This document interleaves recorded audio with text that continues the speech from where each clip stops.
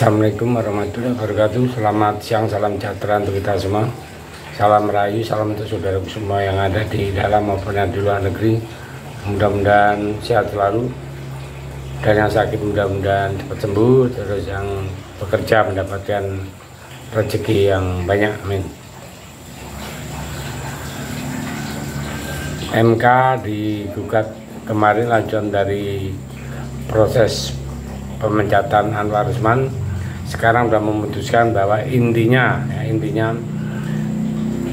undang-undang yang nomor 90 kemarin yang dipakai landasan Gibran dari calon wakil presiden itu tidak berlaku, ya.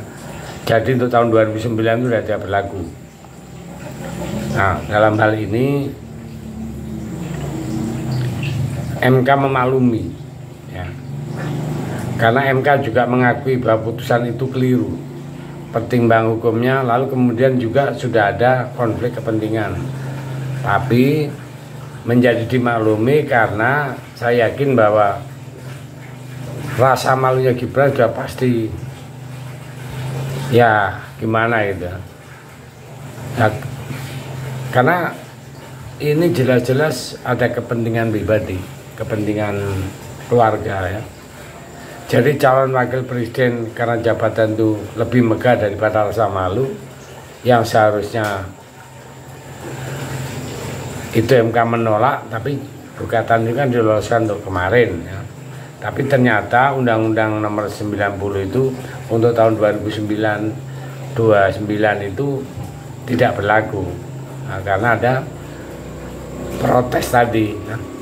Nah, permohonan judicial review yang diajukan oleh mahasiswa Fakultas Hukum Universitas Nahdlatul Ulama Indonesia yang namanya Brahma Aryana, putusan diketok hakim MK, ya, tanpa melibatkan Anwar Usman karena dikenai masalah sanksi Majelis Kehormatan.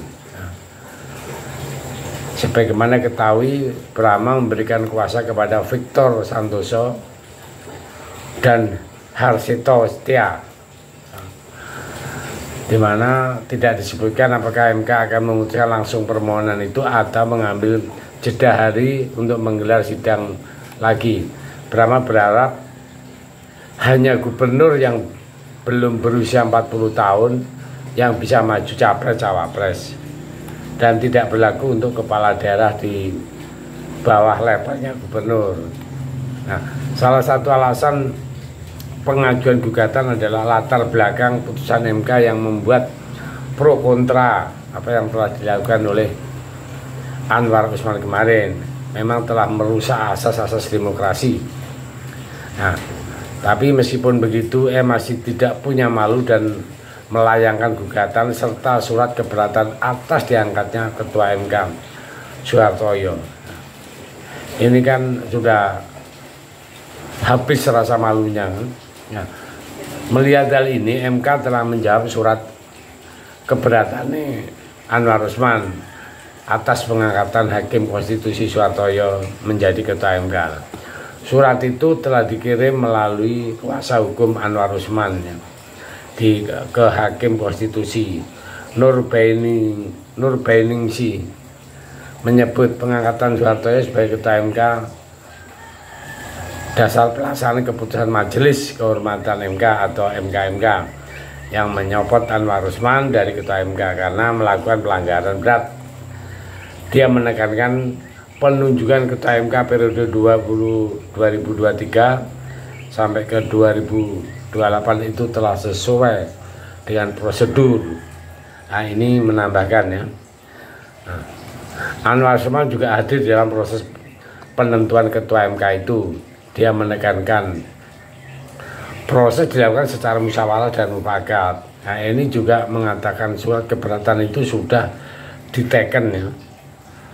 Lalu ini juga belum bisa memastikan bagaimana proses maupun tindak lanjutnya atas surat keberatan semacam ini. Akibat tidak sahnya putusan Mahkamah Konstitusi nomor 90, ya, tahun 2003 yang didasarkan dipakai ya untuk Gibran jadi wakil wali kota itu ya. Bahkan sampai ada anggota masyarakat melaporkan Anwar Usman selaku ketua Mahkamah Konstitusi ke polisi. Nah, lebih parah lagi kan, dan laporannya itu ancamannya ya, hukumannya sampai 12 tahun. Berat ya, 12 tahun penjara, padahal Anwar Usman sudah dijatuhi sanksi hukumannya dengan dipecatnya dari jabatannya selaku ketua Mahkamah Konstitusi. Tapi juga diduga masyarakat merasa tidak puas atau terlalu ringan hukuman yang dijatuhkan kepada Anwar Usman yang hanya mencabut jabatan sebagai ketua MK yang dianggap tidak adil. Oleh karena itu anggota masyarakat melaporkan Anwar Usman ke polisi dengan ancaman 12 tahun penjara. Barulah seimbang dengan perbuatan Anwar Usman karena adanya hubungan saudara antara Jokowi dengan Anwar Usman ya, lalu membantu Jokowi ya, dalam hal ini kan diindikasi kena intervensi ya, sehingga muncullah putusan MK nomor 90 tahun 2009. Dengan adanya putusan tersebut kan Gibran bisa jadi calon wakil presiden.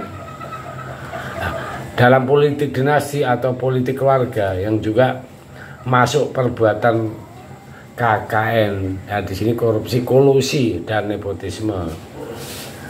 Nah, yang diatur di dalam undang-undang, perbuatan tersebut lebih tepat masuk perbuatan nepotisme, yaitu perbuatan yang ada hubungannya dengan keluarga.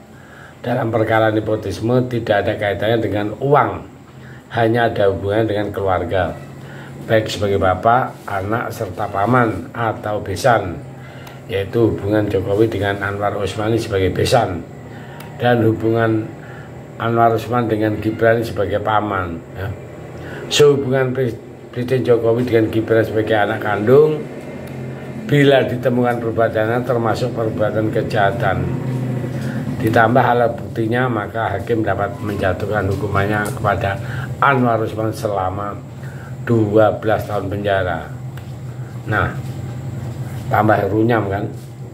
Jadi sekarang ini posisi Anwar Usman tambah kecepit. Di sorong sini maju, sorong cepit sini ya. Ya saya sarankan aja Pak Anwar Usman udah mundur aja, sudah mundur, nikmati hari tuanya. Nah kan. Jadi nggak usah lagi malah ngotot-ngototan menuntut lagi, yang sudah diangkat ya sudahlah, ikhlaskan aja jabatan itu ya. Saya pikir itu. Terima kasih. Merdeka.